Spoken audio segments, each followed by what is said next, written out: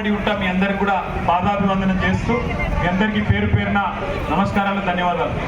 మీ అందరూ ఓటేసిండ్రు, గెలిపించిండ్రు, నన్ను ఎమ్మెల్యే చేసిండ్రు. అదేవిధంగా మన పెద్దలు కేసీఆర్ గారికి కూడా మీరు సిరిసిల్ల నుంచి ఆశీర్వాదం ఇచ్చిండ్రు. కానీ వేరే కొన్ని జిల్లాలలో, కొన్ని ఊర్లలో, వేములవాడలో కావచ్చు, పక్కకు మానకొండూరులో కావచ్చు, ఇంకొకడ కావచ్చు, కాంగ్రెస్ ఏదైతే వాగ్దానాలు చేసిందో, అరిచేతుల వైకుంఠం చూపెట్టిందో దానికి మోసపోయి కొంతమంది మరి ఓట్లు వేరే తిరిగేసిండ్రు. దాంతో మన గవర్నమెంట్ పోయింది. మన గవర్నమెంట్ పోయినాక ఈ 4.5 నెలల్లో ఏమేమవుతుందో, ఏమేమి జరుగుతుందో నాకంటే బాగా మీరే చూస్తున్నారు.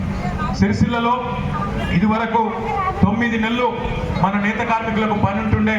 9 నెలలు కడుపు నిండా 15 నుంచి 20 వేలు సంపాదించుకున్నట్టు, కనీసం 3 ఏళ్ళు నోట్లకు పోయేటట్టు, పువ్వు దొరికేటట్టు పరిస్థితి ఉండే.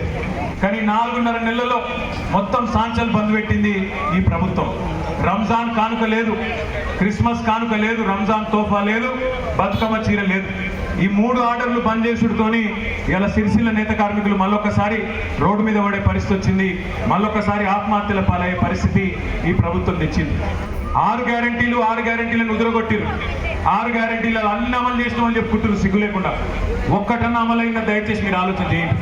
2500 రూపాయల ఎవరికైనా వచ్చిందా? లేడీస్కు వచ్చిందా రాలేదా? సీక్రెట్గా ఎవరికైనా వచ్చిందా? అయింది. 4000 రూపాయలు వచ్చిందా ఎవరికైనా? పెన్షన్లు, తులం బంగారం వచ్చిందా? మరి బంగారం దొరుకుతలేదా గవర్నమెంట్కు?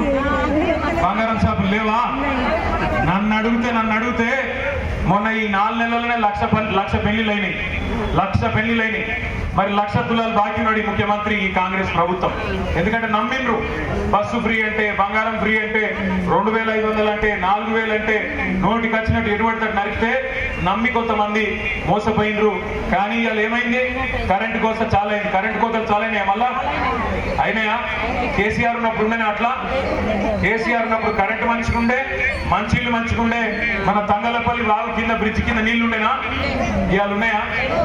ఇదివరకేమో చూడబుద్ధి అవుతున్నట్టు పోతే సముద్రం చూసినట్టు ఉంటుండే. ఇవాళ ఉన్నదా? కాంగ్రెస్ వచ్చినాక దరిద్రం కాలుపెట్టినట్టు అయింది మళ్ళీ రాష్ట్రంలో. అందుకే దయచేసి దండం పెట్టి మీకు చెప్పేది ఒకటే, ఆలోచించి ఓటేయాలి తప్ప ఆగం కావద్దు. కేసీఆర్ సార్ మనకు చెప్పిండు,